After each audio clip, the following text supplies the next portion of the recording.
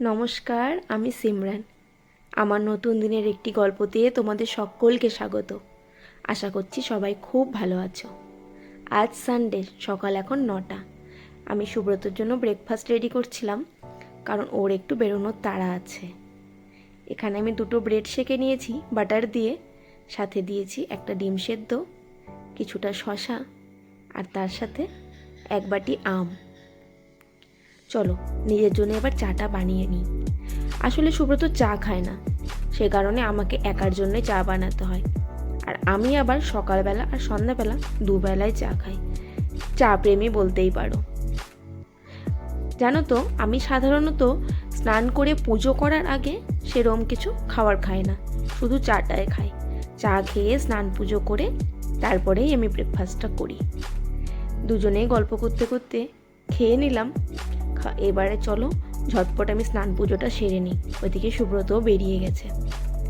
আমার স্নান পুজো করাও কমপ্লিট। এবার নিজের জন্য একটু ব্রেকফাস্ট বানিয়ে নিয়েছি। আসলে সকালে ব্রেকফাস্ট না করলেও হয় না, লাঞ্চ করতে করতে তো সেই দুপুর 2টো বেজে যায়। এতক্ষণ না খেয়ে থাকাও তো ঠিক না, বলো। এবারে লেগে পড়েছি রান্না করতে। সানডে বলে কথা, একটু ভালো কিছু রান্না না করলে হয় বলো। তাই আজ রান্না করছি চিকেন।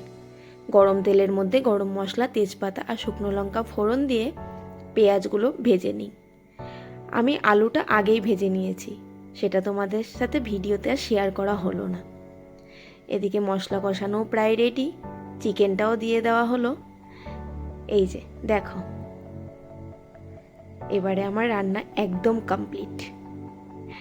যাই হোক, সুব্রতও চলে এসছে, লাঞ্চটা তাড়াতাড়ি সেরে ফেলি। লাঞ্চ করেই আমি বসেছিলাম একটু কাপড় গোছাতে। কাপড়গুলো ভাঁজ করে আলমারিতে তুলে রাখলাম। তারপরে ভাবলাম একটু ঘুমিয়ে নিই। ঘুম থেকে উঠে দেখি প্রায় 4:30টা মতন বেজে গেছে। তাই ভাবলাম একটু ছাদে গিয়ে হাঁটাচলা করি। এই ছাদ থেকে জানো তো কাঞ্চনজঙ্ঘা দেখা যায়, তবে এখন নেই, এখন মেঘে ঢাকা আছে পুরো আকাশটা। দাঁড়াও দেখাচ্ছি। এই যে এই জায়গাটা পুরোটা দেখা যায়। যেদিন সারা রাত বৃষ্টি হয়, সকালে তো আকাশটা পরিষ্কার হয়ে যায়, তখন সকালবেলা ঘুম থেকে উঠে এই দিকটায় চোখ পড়লেই কাঞ্চনজঙ্ঘাটা দেখতে পাই। আজকে আকাশটাও বেশ সুন্দর, মনে হচ্ছে কেউ যেন রং তুলি দিয়ে পুরো আকাশটা এঁকে দিয়েছে। আসলে আমি সাধারণত একা একা বাইরে খুব একটা যাই না, আর সারাক্ষণ ঘরের মধ্যে বসে থাকাও তো ঠিক নয়। তাই হাঁটাচলা করার জন্য বিকেলবেলা করে একটু ছাদে যাই, ছাদে গিয়ে একটু হাঁটাচলা করি। এখানে দেখো কত ছোট একটা বাঁধাকপি, কি সুন্দর লাগছে, কি কিউট। আমি কালকেও ছাদে এসেছিলাম, তবে কালকে চোখে পড়েনি, আজ চোখে পড়েছে। যাই হোক, এখানে একটা ছোট্ট লিচু গাছ, আর এদিকে আছে একটা ছোট্ট কাঁঠাল গাছ। এই ধরনের ছোট ছোট গাছ দেখতে কিন্তু ভীষণ ভালো লাগে। তারপর ঘরে এসে আমি সন্ধ্যাবাতি দিয়ে নিজের জন্য একটু চা নিয়ে বসে পড়েছি ডায়েরি লিখতে। 2025 সাল থেকে আমি এই ডায়েরিটা লিখি।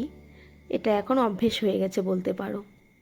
নিজের জীবনের ছোটোখাটো সমস্ত সুখ দুঃখ আমি এর মধ্যে লিখে রাখছি, চিরজীবনের জন্য স্মৃতি হয়ে থেকে যাক।